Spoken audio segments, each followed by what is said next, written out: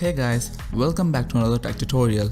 In this tutorial, I'll show you how you can retrieve Wi-Fi password of any network that you have connected before in your Windows system. So keep watching.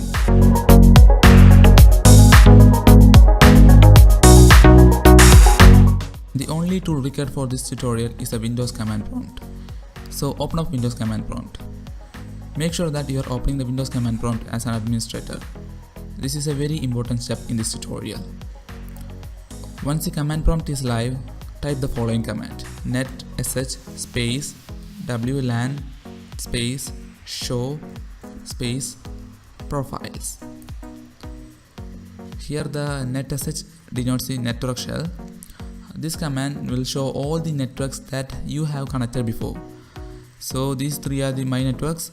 Okay, for the sake of the tutorial, I'll be selecting this network. You may select the network which you want to know the password.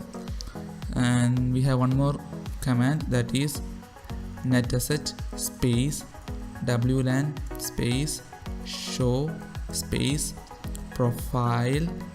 It's not profiles, it's profile here. Then space, type the name of the profile you want to know the password.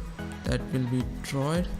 Then space key equal to clear. Then press enter.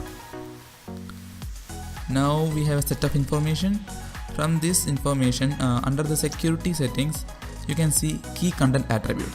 This attribute stores your password. That means this ABC12345 is your password.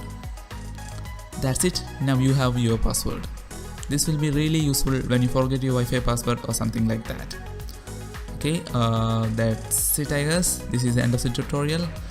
Before we end this video, do hit the like button and subscribe to my channel. See you guys in the next tutorial. Thanks for watching.